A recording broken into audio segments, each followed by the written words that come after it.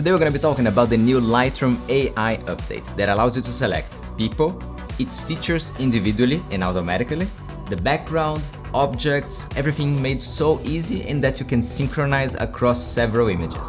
Plus a massive update when you need to clean up something in your photos.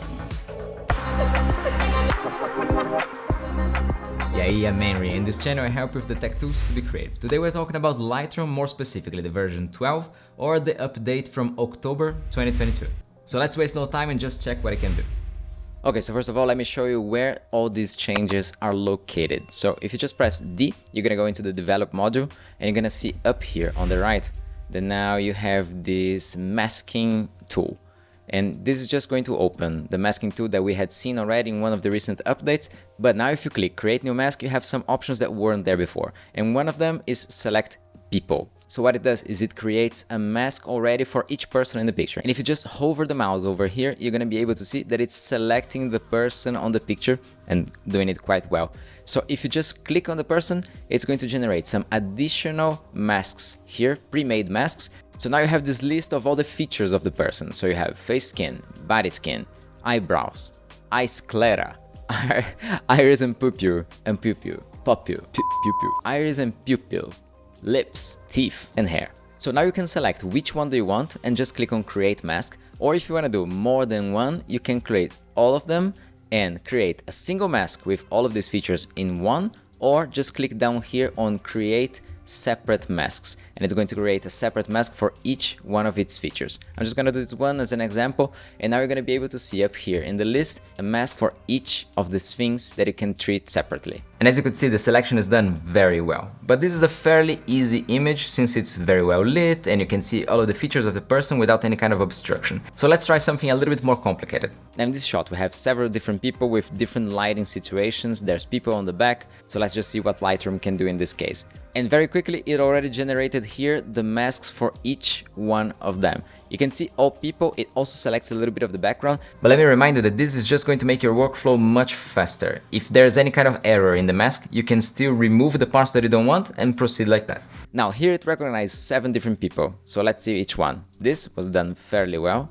Second person, third person, very good, but just pay attention that it selected also a piece of the stick in front of him. Same thing for this guy. It managed to identify the person on the back, missing just a little spot on the face that it can just add later very easily. Fourth person, and it detected perfectly the crown on its head. And the 7th person. Now this is totally amazing because especially if you just want to put in evidence one person, this is gonna make it so much easier. And all you need to do in this case, for example, is to select this guy, change whatever you want on it, so make it brighter, for example, and then just duplicate this layer, selecting all the rest and make it darker.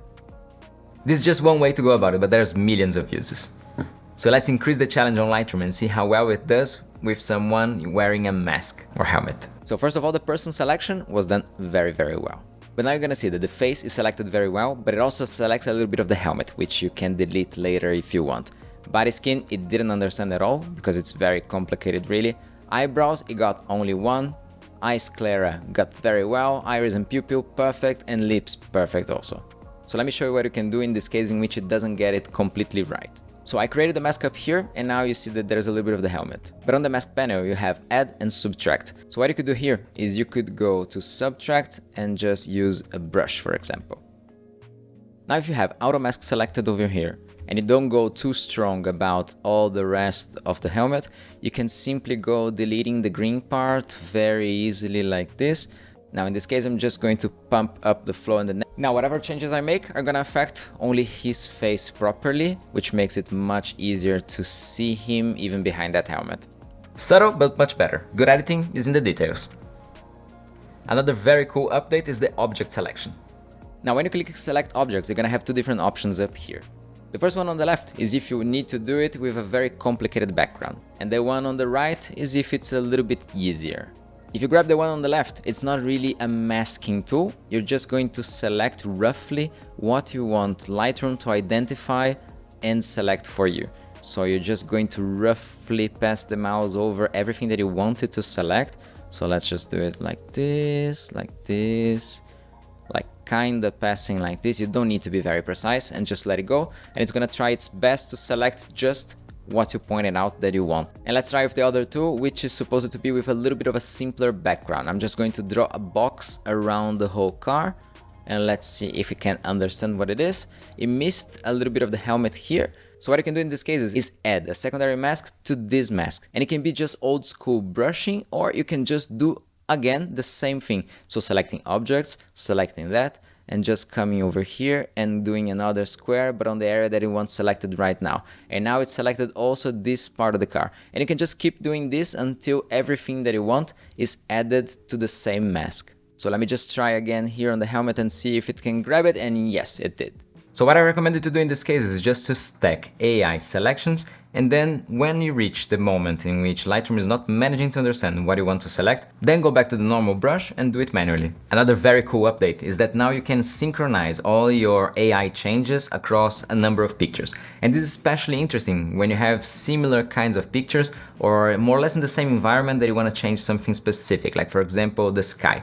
So in this case, for example, I have a time lapse in which I just want to affect the sky to bring back a little bit of detail. So I'm just going to go here to the selection. I'm going to tell it to select the sky. It's going to do a very good job.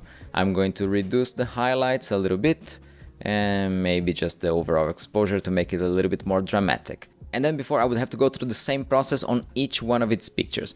But right now what you can do is just select all of them, go until the end, go to sync, and you're going to be able to see that there's also the masking inside here. And this is going to copy the choices that you made and just synchronize it across the board. Meaning that for each individual picture, it's going to recalculate the AI mask that it generated for the sky and make it all over again. Before, this would have to be done manually for each picture, or you'd have to do something simpler, like a radial gradient from top to bottom. Okay, so we are done, and now we have a very dramatic time lapse going on over here.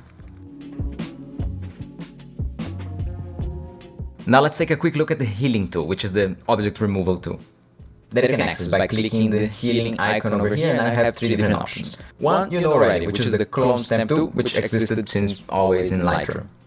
But now you get also the heal and the content aware removal, which existed already for a long time in Photoshop. So in this picture over here, let's just remove these cables.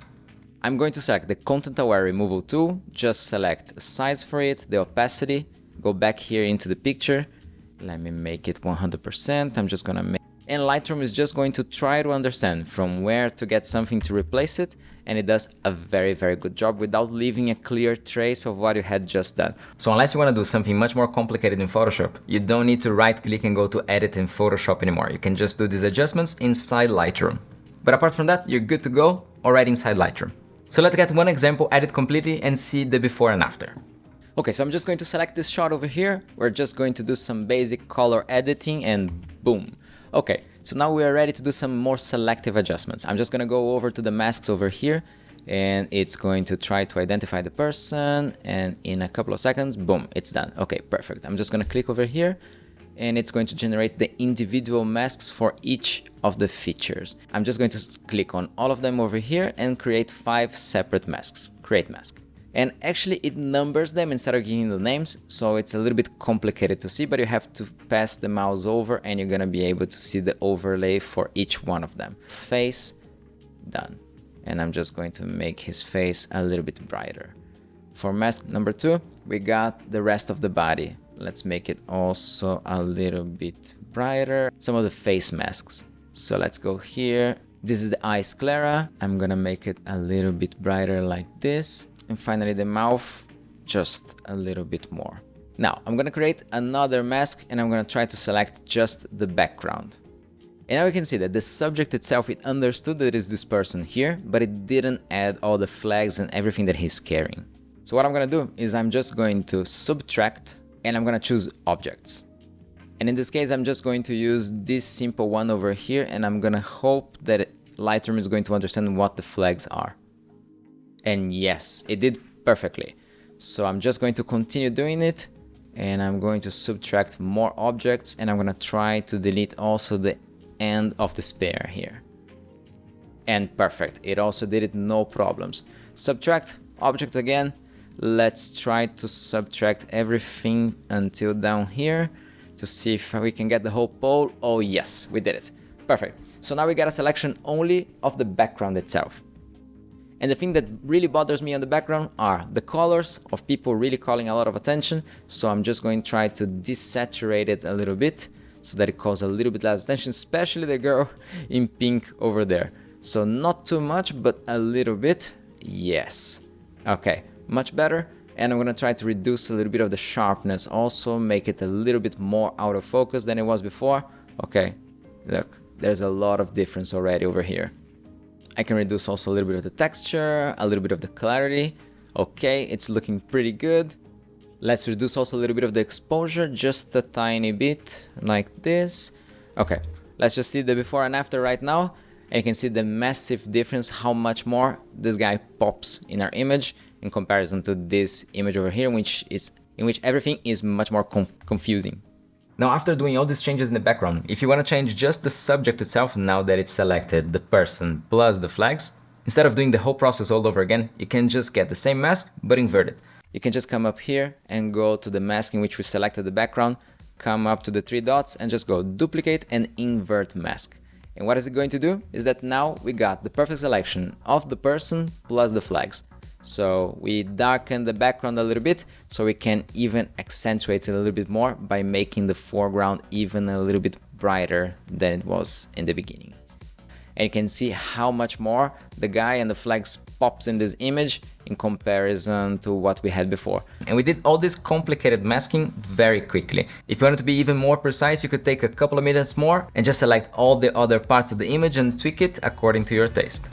Alright guys, now I want to know about you. Is this enough to get an Adobe subscription, or how would you go about doing similar changes using other softwares, and which ones?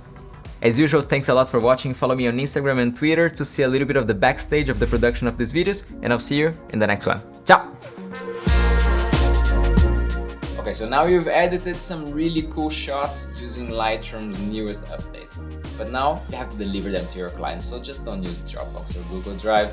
Come on, check out this video over here where I'm gonna show you a very cool platform to do it, and I'm sure it's going to amaze them. That's all. Ciao, ciao.